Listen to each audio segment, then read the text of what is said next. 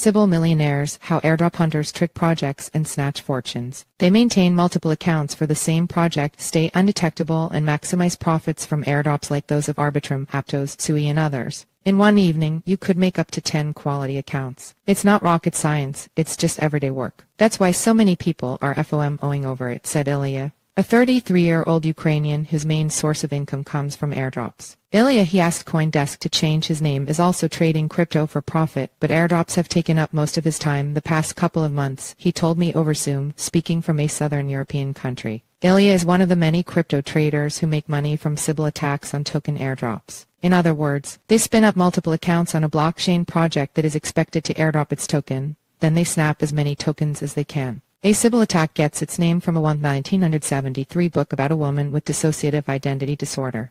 The attacks exploit the project's weak ability to identify and weed out fake accounts and pull tens and hundreds of thousands of dollars out of each airdrop. After they get tokens, they immediately sell. Free money race. Decentralized finance DeFi projects use airdrops, a giveaway of free tokens to the wallets of active members of its blockchain community, to attract more users and encourage activity on the project's blockchain, such as providing liquidity to decentralized exchanges, interacting with smart contracts, and other transactions. With airdrops, projects try to identify and reward active users without dropping tokens to people who have created accounts at the last minute before the airdrop to snatch tokens without actually engaging with the project. After they get the tokens, these people sell immediately, which drags down the price of the token. Sybil attackers keep trying to fool the system, imitating healthy blockchain activity from multiple accounts belonging to one person or team. Thus, organizing an airdrop becomes an endless whack-a-mole game for projects, and they are far from winning. For example, during the recent airdrop for the ethereum scaling protocol Arbitrum, users and entities controlling multiple addresses received almost 48% of all tokens distributed, according to researchers. Sybil Millionaires. Ilya is 33, and crypto speculation has been his primary job for the last 6 years. I got into it in late 2016, before the ICO hype, he said. He used to be a small business owner, trading grain in Ukraine, before going into online marketing. When he learned about crypto,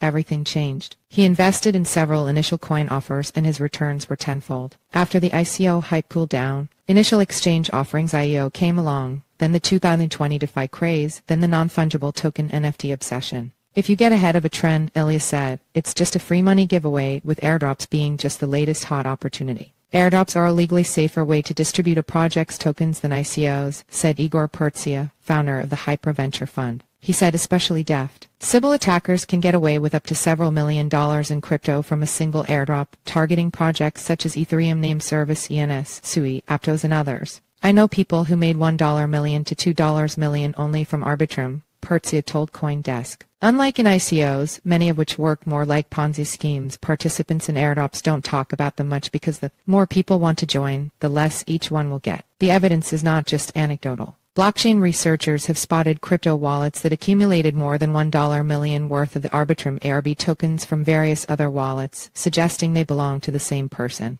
In some cases, those wallets turned out to belong to phishing scammers, who just sucked the funds out of multiple victims' wallets, it was later found. Some multi-account users accumulated more modest token totals. Researchers found at least 188 addresses that gathered funds together from multiple other addresses after the snapshot of balances was taken, and the list of eligible wallets was confirmed. Not rocket science. Ilya was not one of those Arbitrum millionaires, he said. Several of his accounts were detected as part of a Sybil attack and excluded from the airdrop. But 5 of the accounts he set up did manage to receive 20,000 ARB tokens, almost twice the maximum amount one account could get during the airdrop, 10,250 tokens. Ilya did not hesitate to sell the tokens for $1.40 each for a profit far exceeding his expenses. To maintain one quality account that won't get slashed, he would need to pay around $50 in gas fees for transactions on the network, he said. One person I know got 200,000 tokens from several thousand accounts. He had a team of people each running 500 accounts, Ilya said. Ilya has only one employee helping him manage accounts, who is paid with a regular paycheck and a share of profits from airdrops. Ilya said technical expertise is not necessary to recognize a profitable airdrop. If you can analyze social dynamics and sense what the next trend will be, that's enough. Keeping those accounts alive is not rocket science, and even high school kids can maintain a bunch of viable blockchain wallets to make money off airdrops. I know some guys who aren't even 18 yet, running 150 accounts each, and one of them recently made $500,000 on airdrops, he said.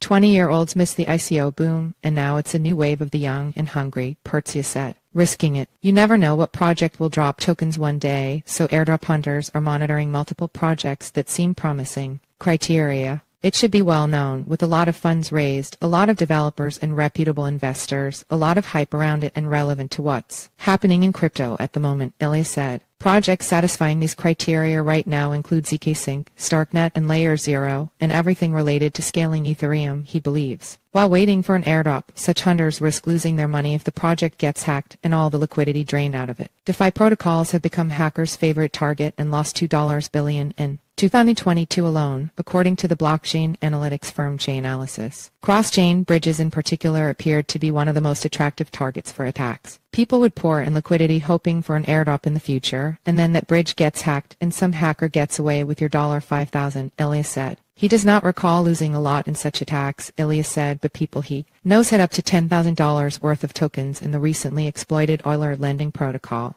At least the attacker volunteered to return the funds. Hunting the hunters. Alex Mamot, CEO of a crypto startup Peanut Trade, said his team has been monitoring the Sybil attacks on airdrops closely. One of the services Peanut provides is helping DeFi projects avoid such abuses. Usually, the tactics of airdrop hunters are pretty simple, he said. Do a bare minimum of transactions with minimal amounts of tokens just to pass the threshold of eligibility. Hunters often fund their wallets by withdrawing money from a centralized exchange. Because all such withdrawals are processed from an exchange's hot wallet, which aggregates coins of many users in one place, it's impossible to see who exactly withdrew tokens. This makes it harder to identify wallets that receive funding from the same wallet and thus, apparently, belong to the same owner. However, there are still ways to exclude the airdrop hunters with multiple accounts from the distribution. For example, projects may slash all wallets that barely pass the threshold. On one hand, it's not bad projects get some traction even this way, but they're interested in creating real communities and having real traction, Mamot said. The worst thing is projects lose millions in market capitalization at the moment of exchange listing because such users immediately sell.